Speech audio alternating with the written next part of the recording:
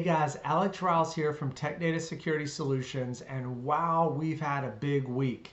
Arguably one of the largest cyber attacks in US history anyway, and certainly around the globe, happened this week. So I wanted to tell you a little bit about what happened and what we should be doing to defend against the results of this attack that have happened this week. So let's start off with what happened.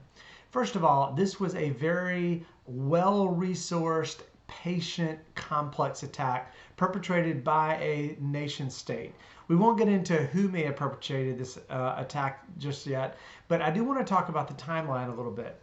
On December 8th, FireEye announced that they had been attacked and their red team tools had been stolen. Now, FireEye is a cybersecurity company. They sell security products and they provide security services, both professional and managed. So for them to be attacked says a lot to the sophistication of this particular attack. Now, 2 days later, on December 11th, FireEye, through their investigations, said that they believed that SolarWinds and their Orion platform had something to do with the attack. Over the subsequent days, we learned that SolarWinds had a supply chain attack perpetrated against them.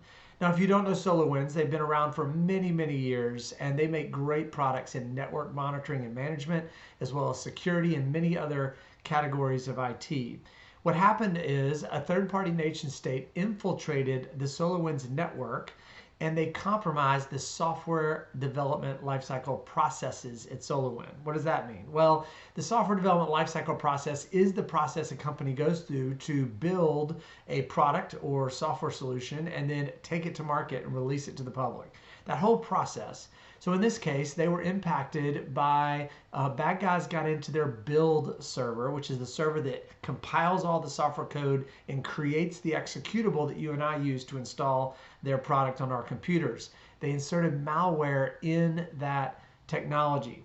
So after that, SolarWinds code signed their application, their installer file. Now, code signing is just a way to put their stamp of approval on their software application so that you and I know that it was truly the vendor who built this code and we should be able to trust it. But in this case, since the bad guys infiltrated the build process, SolarWinds stamped it as authentic and good. We, rightly so, downloaded and installed. In fact, 18,000 customers downloaded SolarWinds Orion between March of 2020 and June of 2020, which is when we believe the infected versions of the product were out in the market. Pretty scary stuff. It was versions 2019.4 through versions 2020.2.1. By the way, SolarWinds has released, I believe on the 15th, they did release a new version of their product that has the malware removed from it.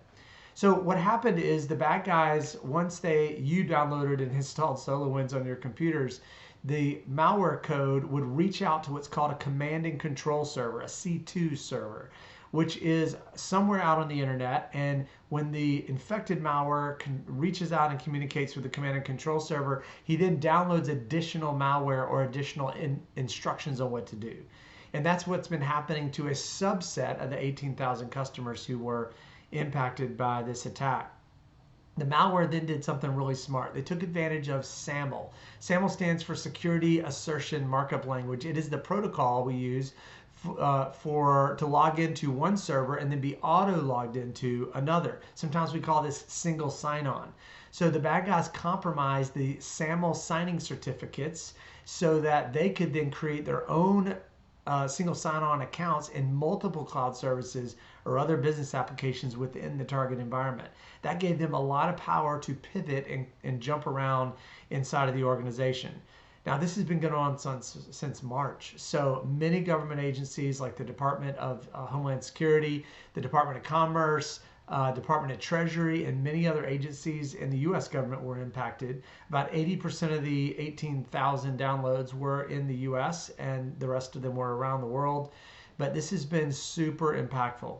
Luckily, the goal of this seems to largely be espionage, not destruction. So they did this to read our emails and grab information, but not to destroy things, which is a little bit of an upside. So what should we do in response to this type of attack? I want to propose 6 different things you can do. Number one, you want to run up-to-date endpoint detection and response technology in your environment because it's made to, number one, detect any sort of bad libraries, like a SolarWinds library that has malware in it. Once the EDR company knows about the indicator of compromise, that characteristic of bad code, it updates its software immediately. You get the update immediately, and he will shut down any bad behavior or processes running in your environment once we know about it. These are vendors like Carbon Black, Symantec, McAfee, Trend Micro, just to name a few. Make sure you have good up-to-date EDR in your environment. Number two, you want to block those command and control traffic going from your internal network out to the internet. How do you know which IP addresses to block? Well, that's where a threat feed comes into play. A threat feed is a subscription service where you can download up-to-date minute by minute information about bad IP addresses, bad domain names that you need to block in your environment. You can even have your threat feed tie into your security products to auto block these bad locations. Now that's just one example of what a threat feed can do. Threat feeds can also block many different types of attacks or notify you when an attack is happening around the world so you can respond quickly. Tech Data sells an amazing security threat feed technology we call Recon ISAL. And if you'd like more information about this robust threat feed that lets you filter data down to the zip code level and specify exactly which threats you want to know about, we'd love to tell you about it. Reach out to your Tech Data partner and they'd love to help you. Number three, you want to design your networks with zero trust architecture in mind. Zero trust architecture is not a product as much as it is a concept. It's the concept of denying all network traffic to come in unless you specifically define it as being good, coming from known good IP addresses or known good devices. This is the opposite of what a lot of networks are doing, which is allowing everything in unless you define it as bad. The problem is, how do you know you always know the definition of bad? You might let something slip through. So zero trust is a micro segmentation strategy where if someone gets into one part of your network, it's going to prevent them from jumping over to another part of the network because everything is micro segmented. I like to think of it as a beehive with all those little cells that the bees live in. You might have a bad guy get into one beehive cell, but to jump to all the hundreds of others, you'd have to violate the principles of zero trust. So if you have technology in your environment that implements zero trust, you can prevent the bad guy from getting access to the golden keys all over your network.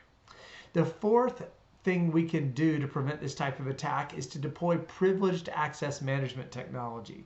Now, privileged access are administrative accounts or root level accounts in your network. And too many customers make it easy for bad guys to escalate privileges to be an administrator account, and then they can pivot around all over your network, infecting everything. So privileged access management is the idea that we control very closely who gets access and how they get access to administrative access. There's many products that do this. A few might be Savient, IBM, RSA, just to name a few. But it's really important that we implement privileged access management in our networks. Number four, you want to remove any accounts that are service accounts or application accounts that are not being used actively. You don't want extra service accounts running on your computer because bad guys oftentimes use these accounts that no one's paying attention to log in and breach your systems and escalate privileges. The sixth and final defense against these types of attacks is you need to have a good incident response plan in mind and ready to go. Because if something were to happen, if you were one of the 18,000 customers who downloaded the malicious SolarWinds code, and if the bad guy attacked your environment, how are you going to respond? How does your board respond? When do you communicate to the public? When do you call someone in to do digital forensics? How do you manage chain of custody of all of your impacted servers? These questions have to be thought through ahead of time, and that's what an incident response plan is all about.